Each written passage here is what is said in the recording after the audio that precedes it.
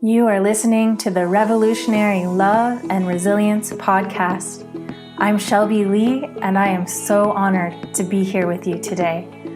This podcast bridges the personal and professional, creating space for experts in the wellness and well-being fields to be both vulnerable and share their deep wisdom from their years of experience. This podcast weaves trauma awareness, inclusivity, and inspiration for every single person to be able to heal, grow, and become who they want to be, to step into their full authenticity and expand their capacity to claim their best lives as they journey through challenges towards revolutionary love and resilience.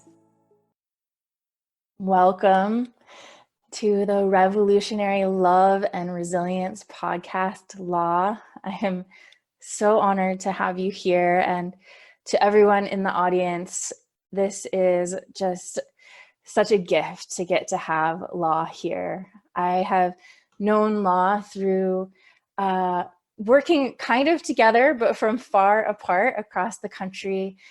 We used to, and I think Law still works sometimes for Inward Bound Mindfulness Education, where I used to work. And I have always felt so moved by our interactions, by the teachings I heard from you, by guided practices I've gotten to hear, and by the various missions in the world I've got to witness you and roles that you've been in. You have so many. And so I just want to let people know kind of who you are, and then you can let them know if there's things that I've missed. So Law is Law Sarmiento, and Law is a non-binary Filipinx American body energy worker and a song-spoofing Dharma teacher. They are a retreat teacher and manager and a guiding teacher of the LGBTIQ and people of color Sanghas with the Insight Meditation Community of Washington, teach retreats for LGBTIQ at the Garrison Institute, young adults at the Spirit Rock Meditation Center, and is a mentor for the Mindfulness Meditation Teacher Certification Program with Tara Brach and Jack Kornfield. Law lives in Towson, Maryland, with their life partner, Wendy, and their Cairn Terrier Annabel. Thank you so much for being here. Is there anything more that you'd like to share about who you are, what you're up to, and all of that? Oh, thank you, Shelby. It's an honor to be here and to reconnect with you again after many years. And I think that, basically that covers the sort of different identities. And it's interesting that I tend to teach a lot of different affinities, whether they be teens or young adults or people of color or queer folks. And I'm definitely wanting to branch out more to teach more mainstream dominant culture folks, because I think it's really important for all kinds of folks to share their stories with different kinds of people and not just limited to certain groups. And so I'm just really grateful for this opportunity to be with you and your audience today. Thank you.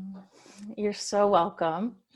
So we will just see where this goes. I know that this is about just discussing how revolutionary love and resilience shows up in your life, how it hasn't shown up in your life in the past, and the story. And we were talking a little bit about, right before we hopped on the podcast, what it's like to be a teacher of meditation and Dharma, and also telling our stories, because there can be such mixed messages about whether we identify with our stories or not. And so I'd just love to jump off from there, hearing about your story, and also maybe if you can break down what it's like to tell your story as somebody who practices Dharma, and to give us a bit of your background and what life has been like for you. Great. Thank you, dear. Yeah, in terms of story, what I found, especially in terms of teaching the Dharma, that my story has been actually very potent for lots of people, not just like folks who identify, as a person of color or as a queer person or trans person or an immigrant even, which I am. but it's almost where we can find a sense of interconnectedness in the universality of just feeling a sense of belonging, a longing to be loved and accepted for exactly who we are. So, so I guess I'll start with, the fact that I was born in the Philippines. My parents immigrated to this country when I was about 10 months old, and we immigrated to Hawaii. And in Hawaii, in my first 6 years that I was there, surrounded by a lot of people that look like me, whether they be Hawaiians or folks from Asia, etc. I remember, like, in my classroom kindergarten picture, there was probably like 80% Asian people, maybe 2 or 3 white people, and a Black, kid. And so, it just, the diversity there is so different, at least when I was growing up there. And then my dad, who was in the US Navy, got transferred to Washington, D.C., and it was another like demographic. And because my parents were immigrants, they experienced a lot of racism, and what their strategy was in raising us was to tell us to assimilate into white culture, that was going to be the only way that we were going to succeed in this country, is we followed the white people and not mess with anybody else. And so at an early age, I got this sense of like, it was not okay for me to be who I was, and on another level, at the age of 5, I discovered or realized that I was, as a female bodied being, also attracted to other girls. And something in me at 5 intuitively knew that that wasn't like, okay. And another thing I realized was that I wasn't comfortable being in a female body. Like, I wanted to be a boy, and I felt like God made a really big mistake and put me in the wrong body.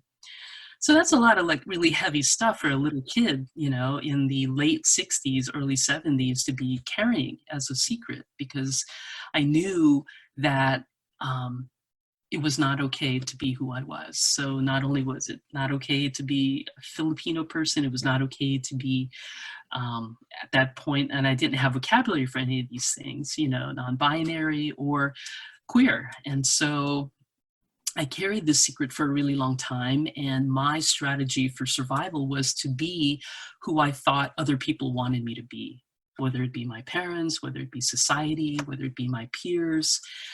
And I really lost this sense of who I was because I was trying to be anything but myself. Because the fear was, if anybody knew exactly who I was, I would never feel loved or accepted, And so I played this charade for a really long time, probably into like my mid-20s, late 20s. I had various, different relationships, and just really got how much I compromised who I was. I was always trying to please my partner and be what they wanted me to be. And there was just something inside me that was just really being suppressed, and really at a certain point tired of just settling, because I didn't think I was worth, more than that. And so after probably a series of like 12 serial monogamous relationships, I finally figured out that the common denominator in all these relationships was me. And I needed to take a really good hard look at myself. And so that's when I stumbled upon the Dharma and ended up in the lap of Tara Brach.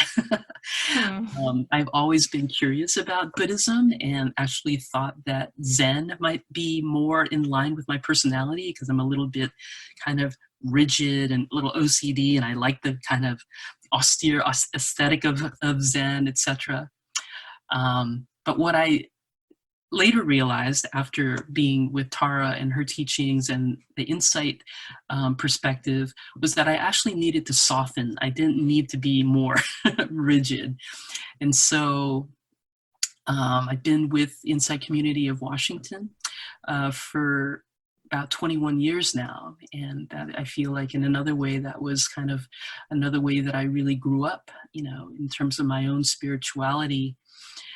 And what I found in being in a dominant culture Sangha that was predominantly white, middle to upper middle class, highly educated, cisgender, straight, was that it was playing into my own internalized depression of feeling this sense of specialness because I was like the only one. You know, I often joke that when I first walked into Tara's class, other than the Buddha sitting next to her, I was the only other person of color in the room. And so for a good long time, probably a good 6 or 7 years, you know, I was able to hang in that environment because I was, you know, very assimilated into white culture and took a special liking to the fact that I was kind of the token, you know, queer person, token, you know, person of color. And it wasn't until IMCW started to explore issues of diversity and inclusion in the mid 2000s that I was asked to be part of a diversity committee, which then spurred these Sanghas for people of color and LGBTIQ folks. And what I learned was how much I had internalized my own oppression and my own internalized racism and transphobia and homophobia, because I was very hesitant about being the leader of those groups.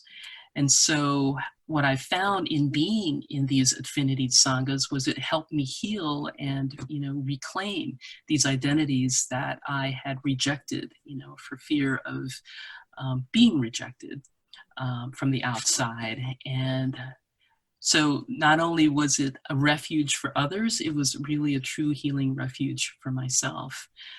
And it was really an opportunity for a long time because of how I was assimilated and my own internalized oppression. I often have said that my middle name was Doormat, you know, oh, you can just step on me and, you know, whatever you need, you can have, etc.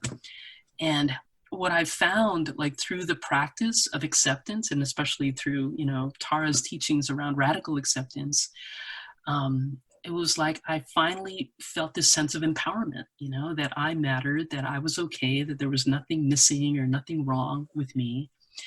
And it was just really important for me to tell my story and my transformation, you know, through the practice of self-acceptance, self-compassion, to fully create spaces where others who felt the same way, whether they, you know, belong to a marginalized, oppressed group or not, to just get like, you're okay, you know? And I often say that ultimately we're the agents of our own enoughness, you know, like we actually get to say what's enough and to stop believing that we have to, you know, meet a certain standard or to live up to someone else's expectations, you know. And so part of my practice in being mindful each day is just noticing when I've disempowered myself, you know, when have I given my power away, you know, and how do I reclaim it back and do so in a way that's compassionate and courageous and kind, with wisdom, you know, in this world.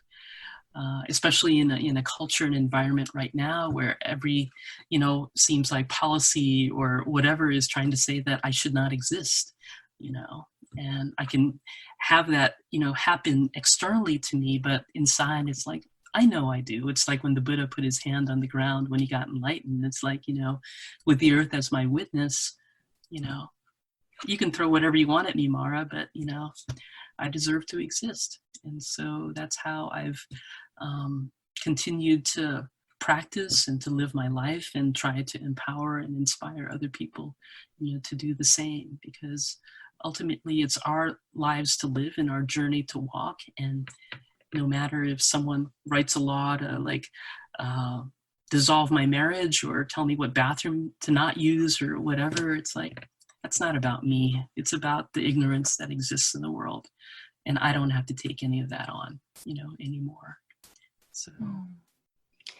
Wow. I'm just taking this all in. I'm noticing the whole trajectory of your story. In the beginning, I felt my heart just sink hearing you say, it's not okay to be who I am, several times, and just felt, oh, this aching in there. And then when you named what it was like to kind of start stepping into the awareness of how you had internalized the oppression and decided or was asked to kind of step into more of a leadership role in the affinity sanghas, that there was like a reclaiming of your power, your worthiness, your enoughness. And I literally have tears as you're sharing that kind of claiming and that shift. And one thing that really stood out to me that you were talking about kind of in your internal process was the softening instead of the rigidity,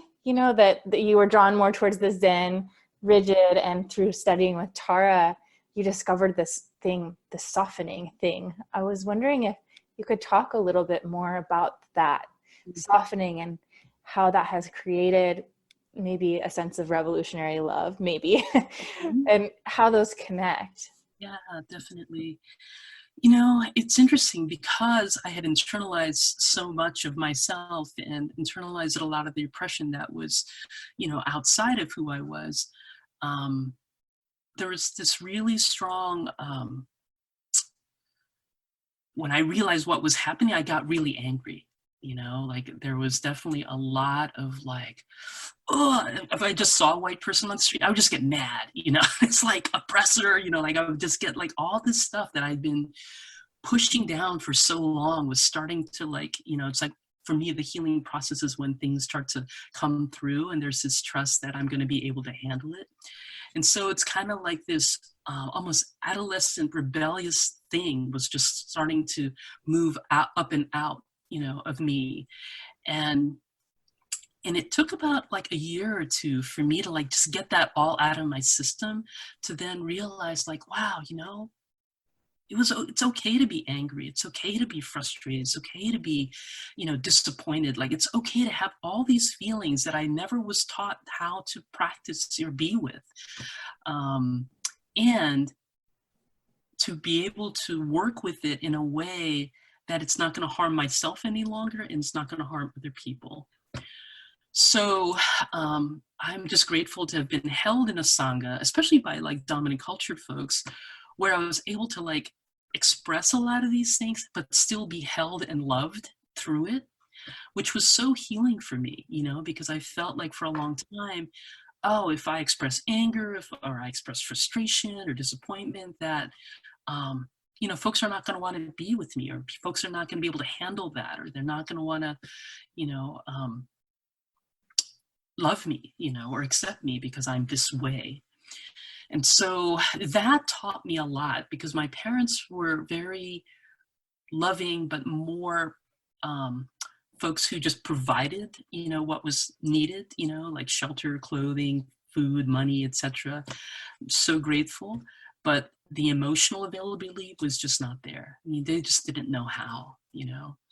And so as an adult, I've been able to find in community and through teachers and through therapists, you know, just this way of feeling that support and also learning ways to reparent myself, you know, because I'm not always going to have somebody there to lean on. And so how does my adult self take care of the little kid that felt squashed and unseen and unheard? And so I feel like, you know, that process has helped me to like for me to love this person that I didn't think was lovable or acceptable, you know. I think for me, the Dharma, the practice calls us to imagine having hearts bigger than we could ever imagine, you know, and that includes difficult and challenging peoples that we'll meet in our life or that govern our country or, you know, whatever it happens to be. And so the softening for me comes when I notice that I'm suffering, when I notice myself shutting down my heart, when I notice myself feeling disconnected from other people, when I notice myself feeling disconnected to myself. It's like very tangible. I can feel the tightness in my body. I can feel my emotions getting depressed. I can feel my thoughts getting negative. And to me, a lot of the practice is to just, as my teacher Eric Kolvik once said, it's just to really notice when you're suffering, you know, and when we can notice when we're suffering, there's actually something we can do about that, you know. And for me, the first thing I can do is just soften around it, offer myself, you know, as much compassion as I can. I'm constantly like holding my heart and just saying like, it's okay, buddy, you're human, you know, you did this unskillful thing, or you might have, you know, made a choice that wasn't the best. It's okay. you know, and to like forgive myself, and like the practice to begin again, you know. And that's what I have always felt about the Dharma. It was always there to catch me no matter what.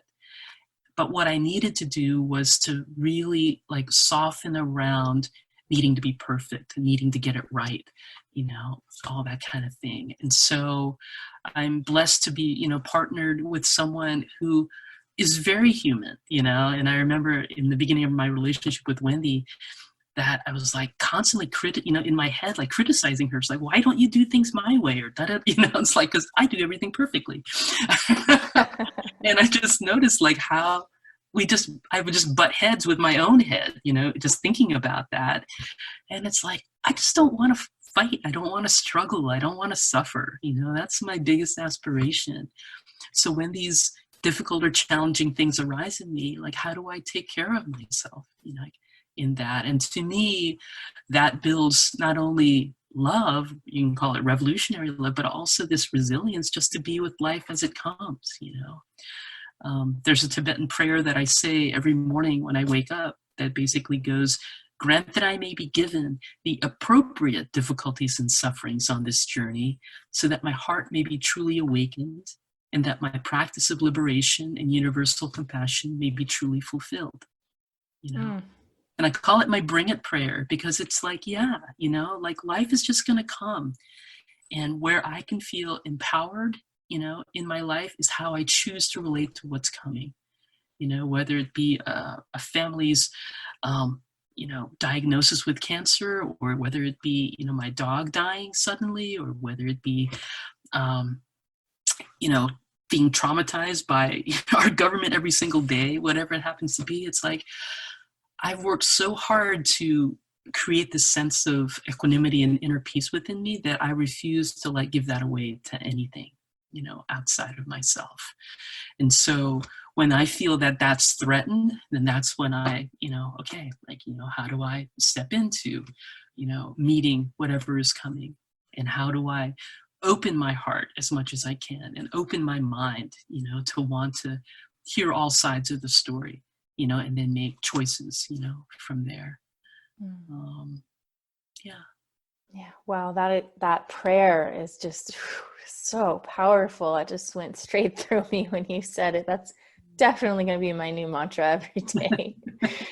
And you're really talking so much about, I mean, my personal definition of revolutionary love, you know, against all odds, against all things that are telling you, that are conditioning you to say, no love available here. You know, you need to change. You need to be more perfect. You need to be someone else. And to hear this empowerment over and over again and what you're saying to me is revolutionary love. Is like, I am willing to claim myself and my happiness no matter what anything on the outside of me is telling me. And I am just so struck by, but I mean, I just keep hearing the word power as you're sharing, like the power that is in you that you are choosing to show up with and to tap into. It's remarkable.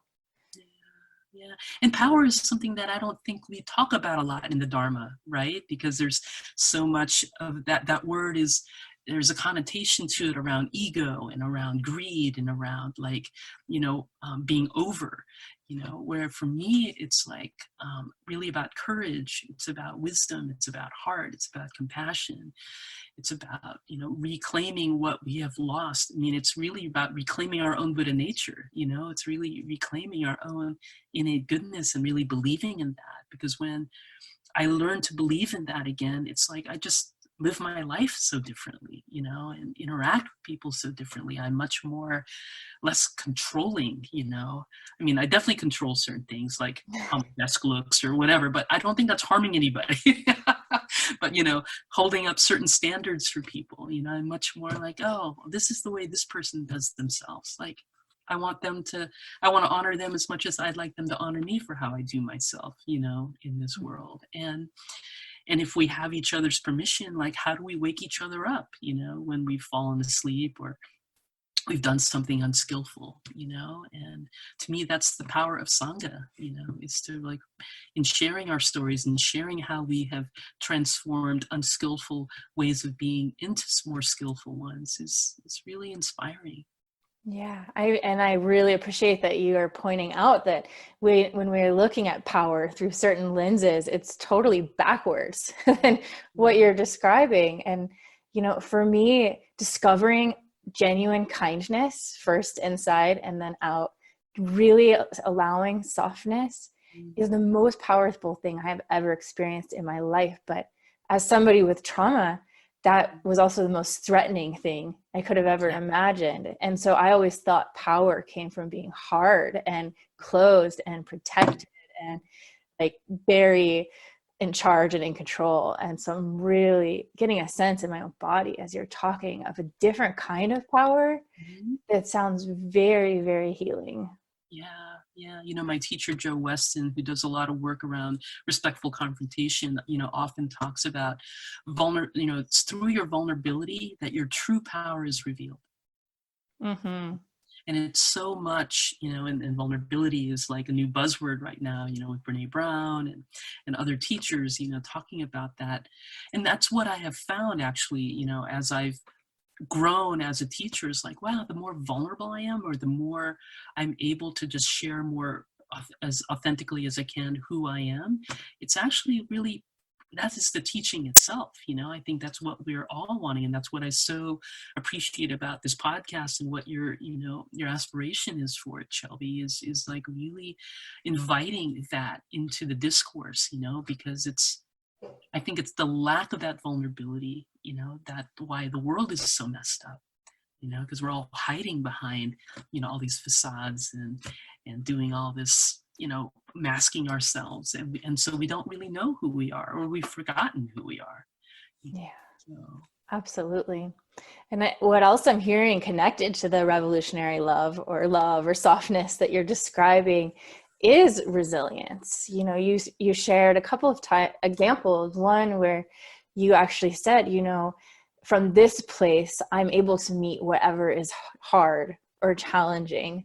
And then you also said, with the support of my Sangha, I'm able to kind of meet whatever is challenging. And to me, resilience is having the capacity to meet what's challenging with a sense of care, with a sense of curiosity and kindness. And so it sounds like, and you can correct me if I'm wrong, they're somehow connected for you in this process that you've been through. Yeah, I think it's so important to have a relationship with oneself, and for me to have a relationship with myself, and to be able to like trust and have relationships with others, and I've always been more of like, I'm very introverted, so I'm very used to having like just relationships with one person at a time. And it's really, it's a lot to have, like, like trust a lot of other people to like be there for you in a way. And I've found through leading these sanghas and being part of sanghas for the last 20 years that it's so potent. One of the most healing things that ever happened for me on a retreat. I was on a retreat with Tara. She had offered a forgiveness practice, and I was just working through like all this stuff, and I was just bawling in the back of the hall. And I was sort of like in this fetal position. Everybody had left, and I was there for like maybe like 10 or 15 minutes. And I finally like got myself together and sat up. And right next to me was this white, straight, cisgender man just sitting there with me, just witnessing me, And he's a good friend of mine. And I still like just remember that gesture of just being witnessed to. Not needing to fix me, not needing to touch me, not needing to say anything to me, but just being with me, And so whether it be a really close friend that you can confide in and talk to and hug or whatever, that's the one beautiful way of being in Sangha. But, just to be witness to each other's solitude is what I often, say, that retreats are about. That's all we're doing, is like we're going inward, but we're doing it in community with each other, to offer each other that rare gift, but to also let us know that we're not alone, while we're doing that practice. And so yeah, so it is really important to cultivate that within and to cultivate it outside of ourselves too. I Sangha is love not the third refuge for nothing. yes. And I love the magical things that can happen even when in silence, that you can be able to receive that sense of connectedness, even when kind of alone with whatever it was that you were processing back there in the fetal position, that you were able to take in that support. Yeah. Yeah. I'm wondering if for people who don't know what Sangha is, or precepts or refuge, if you could just say a little bit for folks who aren't familiar with the Dharma. Yeah, so Sangha often refers to spiritual community. It initially was like the monks and nuns that followed the Buddha and studied with the Buddha. But now, it's any community. I often say that's like the community of beings who support each other on awakening, on this path. In terms of like refuges, in Buddhism, the refuges are that of the Buddha, which is, the historical figure who 2,600 years ago awakened to reality and offered teachings to alleviate suffering and to cultivate true happiness.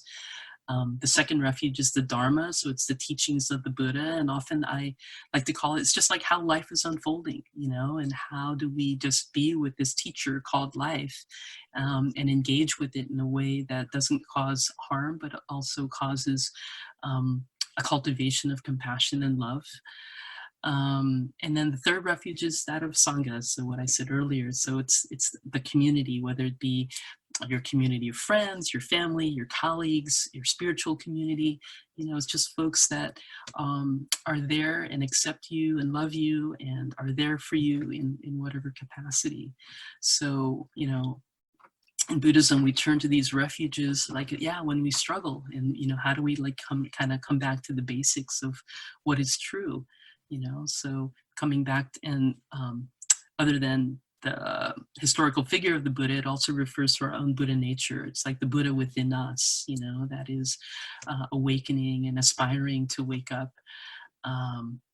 And it's as the Dalai Lama calls it, our own innate goodness. It's actually everything that we're seeking, in terms of wisdom or compassion or acceptance or love is already like embedded in us. That's the premise, of it all.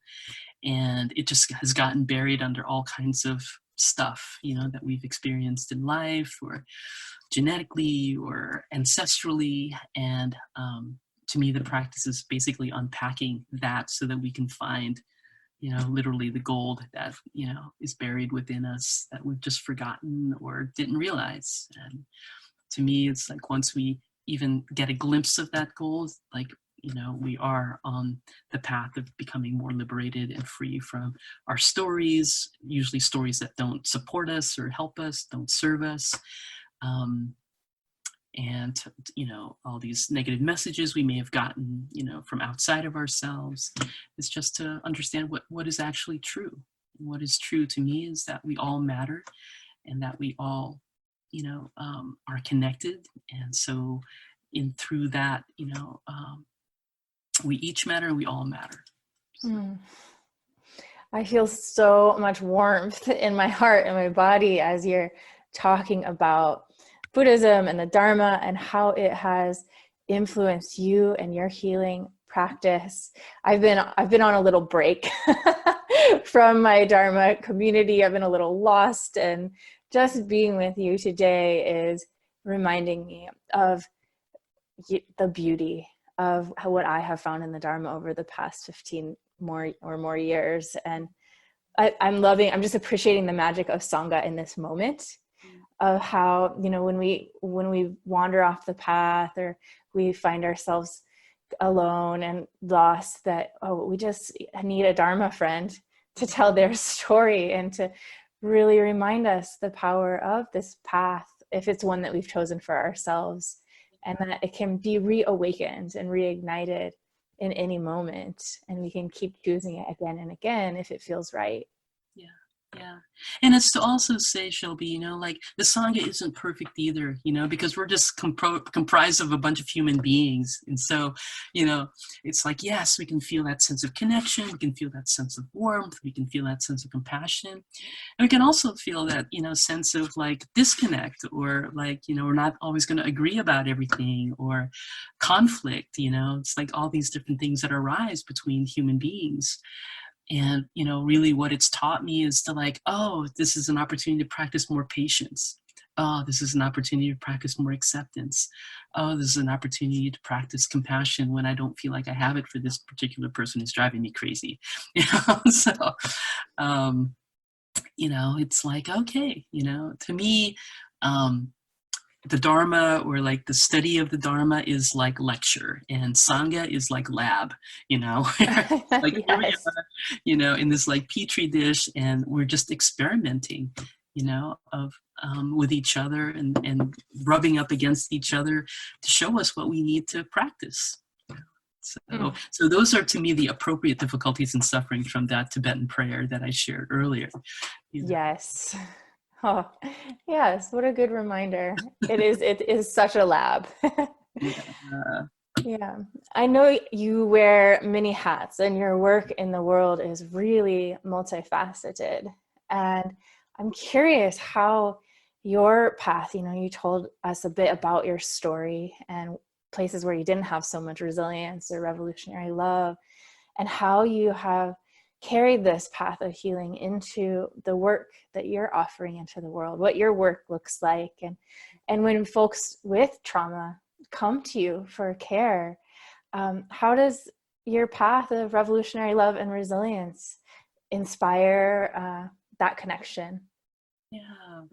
You know, it's so interesting because, you know, I used to live with this label, or have this label of myself as a very reluctant teacher, you know, because it was that what we were talking about earlier of like, I don't know if I know enough. And, you know, I'm very shy in front of a lot of people. And, you know, I told the universe, you know, here I am, I'm here to serve, give me these opportunities.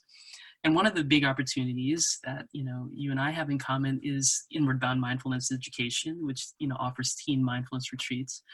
And when I first was asked, you know, to teach teen retreats, you know, JMO, Jessica Mori, who's the executive director, said, you know, do you have any experience working with teenagers? And I said, I have absolutely no experience working with teenagers, and I'm quite afraid of them, you know. And so, you know, for me, it was this practice of saying yes to what I would normally say no to.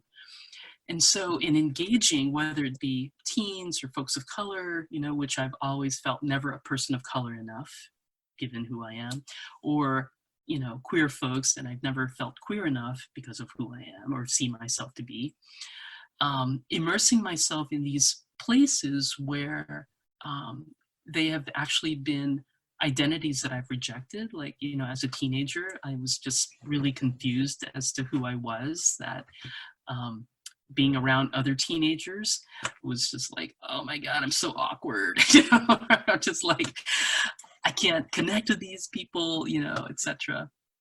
I think it just really, I think I've gotten so much more from being in these settings, in these retreats with these populations, and have learned from them than I feel like I've necessarily taught them, you know, and what I've learned from them has healed my 15-year-old, healed that aspect of myself that identifies as a person of color, heals that aspect of myself that identifies as queer and non-binary. And it's from there that I've like built this courage to like keep telling that story, and knowing that in telling my story that there are going to be, you know, there are more non-binary kids coming to, you know, our IBM retreats in Virginia now than there ever has been, and more, you know, teens of color, etc. So I think it's like, whether, I don't necessarily feel like it's because of me, I think it's just planting these seeds of consciousness around being this kind of person, that, you know, the vibe begins to change within an organization or within a retreat, where it's like, oh, okay, you know, we're starting to water these seeds, and we're actually seeing, you know, where some of these folks, you know, can come and heal their trauma around identity, or trauma around whatever has happened to them because of their identities or not. And so it's also just given me a level of just sensitivity, and around inclusion. And I think for those of us who have been marginalized and oppressed in any form, have almost like a sixth sense around like knowing when people are not being included, right? Mm-hmm. So in a lot of ways, Shelby, like I used to feel so angry and sad about this incarnation that I was born into. And as I've evolved and transformed, it's like, I am so grateful I was born this way, because there's just all these ways that I've been able to have more of a sensitivity or more of a consciousness around certain things that I think if I were born super privileged, that I would not understand or know right off the bat. It's like those of us who have been marginalized and oppressed, whether it be around gender identity, orientation, race, ethnicity, ableism, etc. It's like, how do we see these identities as actually the biggest gifts, that have helped us and can help so many other people, That's such a true marker of the work that you've done and the healing that you've created for yourself, that how you're showing up with others is with such a deep sense of allowing, of acceptance, and of being aware of, where inclusivity might not be happening, and taking that extra care to just be sure that people are being cared for, and taking that extra sixth sense to really bridge that and build a place that feels safer. Yeah. And to come at, because I know that sometimes we can, when we're passionate about something, we can come at it like really edgy and angry and like, why don't you people like get this, like what's wrong with you? And I just found that just doesn't work. It's like people feel shamed, they feel embarrassed, they feel like there's something then wrong with them, and I came to that realization when, I was in my angry phase of discovering, reclaiming my identities. And I recognized that I said to myself, like, Law, give these white people a break. Like, it took you like 40 years to discover that you weren't white. So, you weren't even born that way, and it's like, it's not like anyone's fault that we are born in whatever incarnation we're in. And it's also our responsibility to understand and acknowledge, how that impacts systemically, institutionally, the whole system, that we live in. And, but, for me, it's like, I can be aware of like all the injustice in the world, but I don't have to like come at it like from an angry place. I can come at it from a place of understanding, and through that understanding, the compassion for the ignorance, and then the wisdom to make changes however it needs to change. But it's like, I can feel a wave of anger, but I don't have to live from that place. Yeah, what a beautiful and important teaching. Yeah, because then you don't have to suffer too.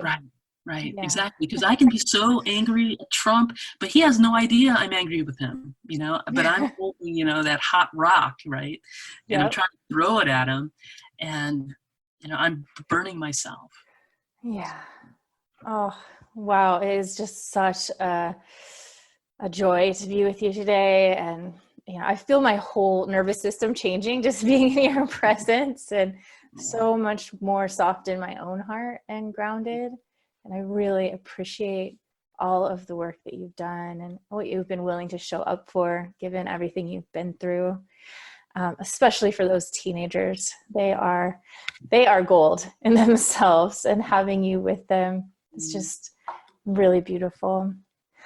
I'm wondering if you'd be open to sharing that phrase again, that prayer, so that we could leave the audience with that. And then after that, I'll just ask you how people can find you. But would you be up for that? Yeah, definitely, dear.